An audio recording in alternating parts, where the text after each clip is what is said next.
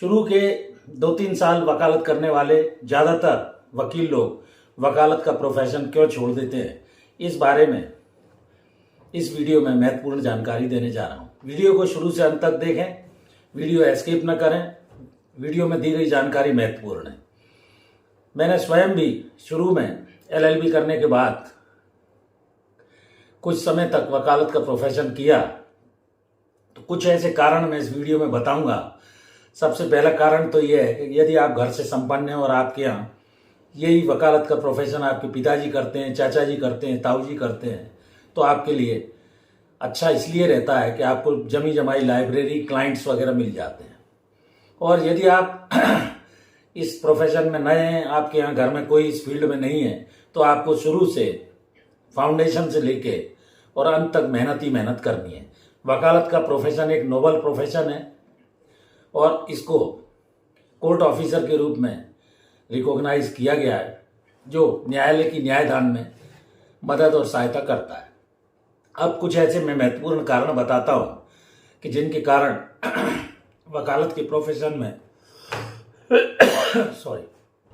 नए अधिवक्ता जमने में उनको समय लगता है। उसका कारण है कि आप जिस अधिवक्ता या सीनियर का ऑफिस ज्वाइन करते हैं, पहले आप ये डिटरमिन कर लें कि किस फील्ड का आपको काम करना है। सिविल करना है, क्रिमिनल करना है, टैक्सेशन करना है, लेबर साइड का काम करना है, कमर्शियल लॉ का काम करना है, कॉरपोरेट का काम करना है। तो आपका एम एक तो टारगेट फिक्स होना चाहिए। दूसरा, आप ये निश्चित कर लेंगे कैरियर के रूप में आप प्रैक्टिस ही करेंगे, क्योंकि शुरू में सोर्स ऑफ अर्निंग नहीं रहता है। सीनियर ने कुछ दिला दिया तो ठीक है, नहीं भी मिलता है तो इसके लिए आप इधर उधर अगर भटकेंगे और ये सोचेंगे कि मेरी सोर्स ऑफ अर्निंग नहीं है, तो आपको वकालत का प्रोफेशन जमाने में काफ़ी समय लग जाता है। नेक्स्ट जो प्रॉब्लम आती है उसका कारण है कि एक टारगेट नहीं रहता। बहुत सारे लोग जुडिशरी का एग्ज़ाम, APP का एग्ज़ाम, लॉ ऑफिसर का एग्ज़ाम बीच बीच में देने के लिए जाते रहते हैं, तो वो कोर्ट में भी रेगुलर नहीं रह पाते, सीनियर के ऑफिस में भी रेगुलरिटी नहीं रहती है और उस कारण सही ढंग से वो काम नहीं सीख पाते हैं। तो ये एक दूसरा रीजन, मेजर रीजन है। तीसरा है कि ये जो प्रोफेशन है इसमें स्ट्रगल बहुत है।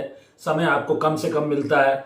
दिन भर आपको दोनों समय ऑफिस जाना होता है, नेक्स्ट कोर्ट में आपको दिन भर रहना होता है, सारी प्रक्रिया आपको समझनी है। कोर्ट के क्लाइंट भी आपको शुरू में रिकॉग्निशन नहीं देते हैं। उसका कारण है कि सीनियर के साथ आप रहते हैं, ज़्यादातर काम आपके हाथ से नहीं होता है, तो केसेस वगैरह आपको नहीं मिलते हैं। कई बार क्लाइंट कोई काम दे भी देते हैं और केस फाइल आपसे वापस ले लेते हैं।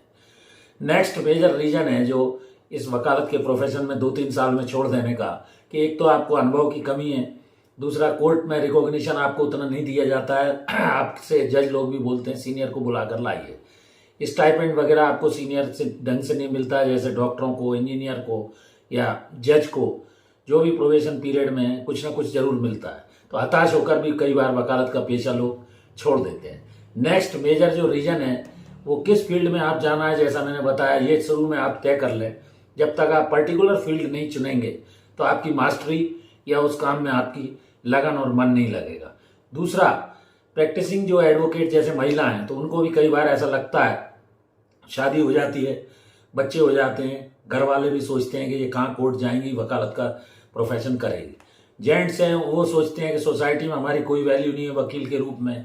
तो ये सारे कारण, सोशल गैदरिंग में कभी कभी उनको उपहास का भी कारण झेलना पड़ता है, तो हतोत्साहित होकर भी वो जनरली जो है प्रैक्टिस 2-3 साल करने के बाद छोड़ देते हैं या कोई कंपटीशन वगैरह में लग गए। पर्सनल लाइफ में आपको टाइम नहीं मिलेगा, निश्चित है।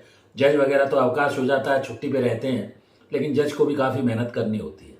तो पर्सनल लाइफ में टाइम इसलिए नहीं मिलता कि ऑफिस में आपको जो भी पेंडिंग काम है, लाइब्रेरी अप टू डेट करनी है, फाइलों को मेंटेन करना है, ड्राफ्टिंग करनी है, बहुत सारे केस लॉ निकालने हैं किसी केस की तैयारी के लिए, ये सारे कारण बन जाते हैं।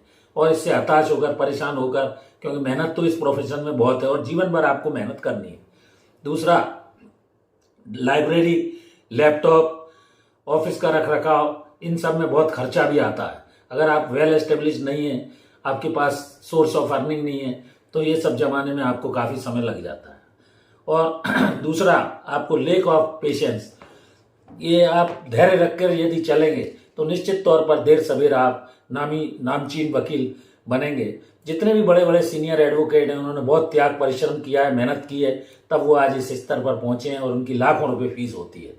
तो इस प्रोफेशन को करने के लिए जैसा मैंने आपको बताया, कुछ टिप्स बताई, ये टिप्स मेजर रीजन ऐसे रहते हैं जिनके कारण लोग बीच में ही वकालत का पेशा 1 से 3 साल या 5 साल के अंदर छोड़कर नौकरी की ओर चल देते हैं या कोई अन्य काम व्यवसाय कर लेते हैं।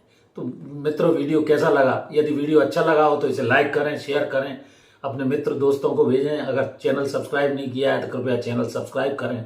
लगभग मेरे 30,500 सब्सक्राइब हो चुके हैं। मैं हृदय से सब्सक्राइबर्स का तथा देखने वालों का तहे दिल से शुक्रिया अदा करता हूं।